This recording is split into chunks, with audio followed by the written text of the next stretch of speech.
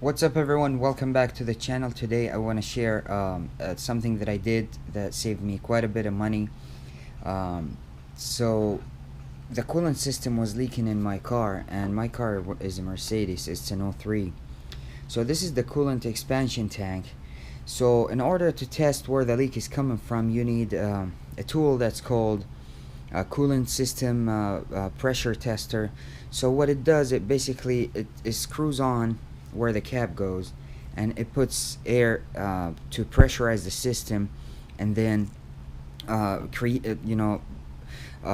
have the leak, have the coolant go out through the weakest point, which where the leak is. So sometimes it's hard to find the leak without using the pressure tester. So sometimes it states on a label or on the cap itself the cooling pressure at operating. You don't want to exceed that when you put pressurized air in. So what I want to tell you today, so I went to look for the coolant pressure tester kit for my specific Mercedes, and it was in the 200s. So I was like, I don't want to spend $200 before I even start to fix the problem. So what I did was I bought an aftermarket coolant expansion tank, and then I drilled through it, and then I put a one-way valve. This is the same valve that goes on your tire.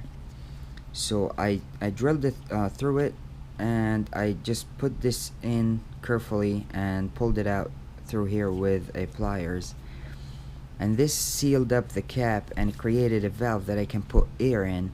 So it works as the same concept as the expensive kit, but the one for my Mercedes, the ones for Hondas and Toyotas were a lot cheaper, but this one for this specific car was in the 200s. And as you can see, the coolant expansion tank was leaking through here, and I just didn't know because I have to have the system pressurized.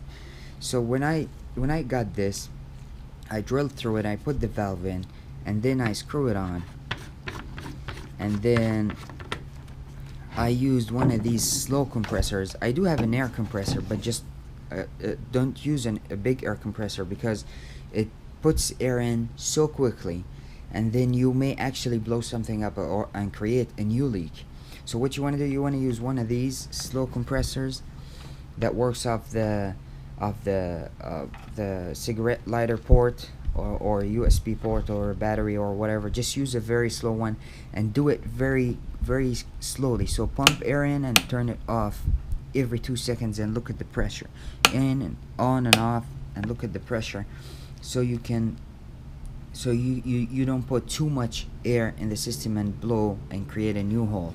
One thing also you want to do when doing using your own DIY coolant pressure tester is close the overflow hose or port. So there's always an overflow that just lets the excess coolant go out. So you want to close that with your finger. In my case, it's right here, so I just put my finger on it.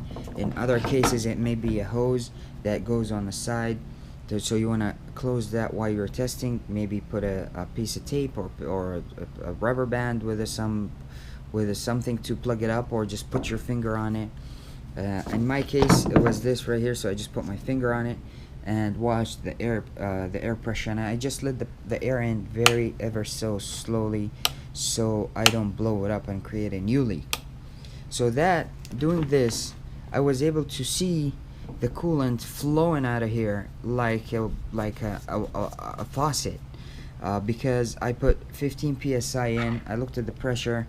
I kept going on and off for very slowly, very slowly letting the air in. So the coolant was coming out of here, so I knew I needed a new coolant expansion tank. So now I save this cap, I save it, and I just reuse it because I have another Mercedes and I'm gonna keep my car. So whenever I have a leak, I just use that. But again, quick big warning: do not use a big air compressor. You're gonna blow something up before. Even if you go like this on the big air compressor, you're gonna put too much air, even like less than half a second. So use a slow compressor. Go on, do this. I wanna say something, a disclaimer. do this on your own risk. This, I'm just sharing an idea. It may work, it may not work for you. It worked for me.